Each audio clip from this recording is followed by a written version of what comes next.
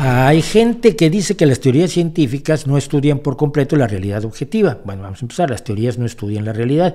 Las teorías son el producto, el resultado de la ubicación de leyes que se obtienen después de estudiar la realidad objetiva y sus correlaciones. Sino nuestra conceptualización de esta realidad. ¿Tú qué opinas? Que si así fuera no funcionaría Internet. ¿Sabes? O sea, si la realidad objetiva no es que la electricidad se comporta de acuerdo a las leyes de Maxwell, tú no me estás viendo en Internet. Si me estás viendo en Internet, estás demostrando a cada instante que las leyes de Maxwell describen la realidad objetiva, no la conceptualización que tenemos de la realidad. La conceptualización de la realidad que tenemos es errónea, es problemática. Decía alguien el otro día, además de una manera muy sensata. Tú percibes el pasado. Entre que algo ocurre y tú lo percibes con la vista, con el oído, con el gusto, con el tacto, pasan algunas fracciones de segundo, aunque sean pequeñísimas. Tú estás viviendo en el pasado, estás viendo el pasado, estás oyendo el pasado, saboreando el pasado, olfateando el pasado y tocando el pasado. En el momento en que tocas algo, pasan unos instantes antes de que tu cuerpo lo registre. Hay nervios incluso más lentos, por eso cuando te quemas no te das cuenta hasta que ya te duele. Esto no lo deja de tener en cuenta la ciencia, al contrario, se utilizan una serie de mecanismos, aparatos, sensores y formas de aproximación a la realidad que tratan precisamente de superar las limitaciones de la conceptualización y la percepción humana. Tú puedes ver el espectro de luz visible. Tú no puedes saber que existe el ultravioleta, ni puedes saber que existe el infrarrojo con tu experiencia inmediata, esa experiencia que el posmodernismo nos dice que es lo único válido. Pero puedes utilizar sistemas para detectarla, medirla y utilizarla en tu favor.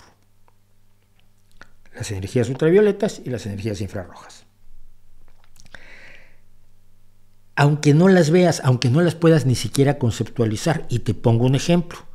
Sabemos que existe la materia oscura y sabemos que existe la energía oscura, pero no las podemos conceptualizar porque todavía no tenemos datos suficientes sobre ellas. Sabemos que existe el infinito, pero no lo podemos conceptualizar. Sabemos que hay cientos de miles de millones de estrellas, pero no las podemos conceptualizar. Y no necesitamos conceptualizarlas. Porque podemos demostrar que existen, podemos verlas, podemos estudiarlas, podemos aprender de ellas, aunque en nuestra cabeza no entren números aparte de más arriba de 100, no sé. Hay tribus que cuentan 1, 2, 3, muchos. Y arriba de 3 todos son muchos. ¿Quién dice eso? Pues lo dicen los filósofos. Los filósofos siempre te dicen, la ciencia tiene unas limitaciones enormes. Estoy esos zapatos que traes. Bueno, estos son zapatos de una marca muy bonita, son muy buenos. Los hizo una máquina que funciona de acuerdo a toda la parte de la ciencia que tú crees que no importa. Porque tú solo estás viendo, claro, es que en la conceptualización de la cuántica y la relatividad en los bordes del universo. No. Es que sin todo lo que sabe la ciencia previa no te pueden hacer esos zapatos. No pueden hacer tu reloj, no pueden hacer tu teléfono, no pueden hacer tu taza. No pueden hacer Internet, no pueden hacer las vacunas que han erradicado las enfermedades. No se ha erradicado la conceptualización de las enfermedades, se han erradicado enfermedades reales de la realidad objetiva que jodían la vida de la gente de manera real, no conceptual. Es el tipo de cosas que dicen los filósofos porque si no, tendrían que trabajar.